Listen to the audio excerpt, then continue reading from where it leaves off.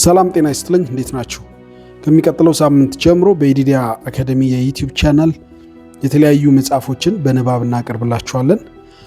እንግዲህ ኢዲዲያ አካዳሚ በርቀት የትምህርት መርሃ ግብር ከ7 እስከ 12 እያስተማረ እንደሆነ ይታወቃል። እዚያ ላይም የተለያዩ ጠቃሚ ትምህርቶች ከ7ኛ እስከ 12 በዙም የተቀዱ ትምህርቶች ይገኛሉ። በተጨማሪ ደግሞ የኛ ተማሪ ላልሆነ ወይም ፊዚክስ፣ ኬሚስትሪ፣ ባዮሎጂ ብቻ ሳይሆን የተለያዩ ደራሲዎች የጻፏቸው መጽሐፍት በተለይ ለኛ ደቡብ አፍሪካ ላለን ኢትዮጵያን የሚጠቅሙ እና እዚህ ሀገር ባሉ ደራሲዎች የተጻፉ መጽሐፎችን እናቀርብላችኋለን በቮይስ እንግዲህ እየነዳችሁ ሌላ የተለያየ ስራ እየሰራችሁ እነዚህ በዩቲዩብ ቻናል እነዚህን መጽሐፍት እንድትከታተሉ መጽሐፉን ገዝታችሁ ምናልባት የማንበብ እድሉም ጊዜውም ያልተመቻቸላችሁ ሰዎች ይሄ ጥሩ አጋጣሚ ይሆናል።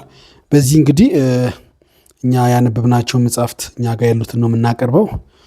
እዚህ ውስጥ ሴኩላሩም ስፒሪቹዋሉም ሁሉም ነው የሚቀርበው።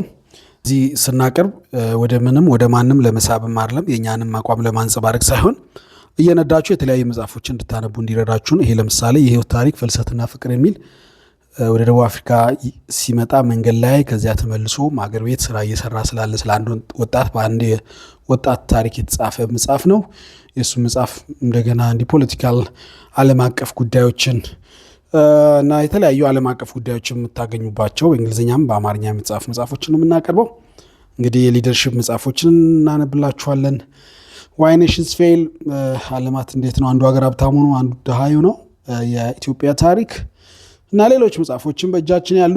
እንግዲህ እነዚህ ለሳምፕል ነው፣ ሌሎችንም እያወጣ እናነባለን። ከእናንተ የሚጠበቀው ሰብስክራይብ ማድረግ፣ ላይክ ማድረግ፣ ሼር ማድረግ ነው። እየነዳችሁ ትሰማላችሁ። ቤታችሁ ዩቲዩብ ላይ ስራ እየሰራችሁ ሾፕ ሆናችሁ እነዚህን መከታተል ትችላላችሁ። ይጠቅማችኋል። መጽሐፍ ይጠቅማል። ቴንክ ዩ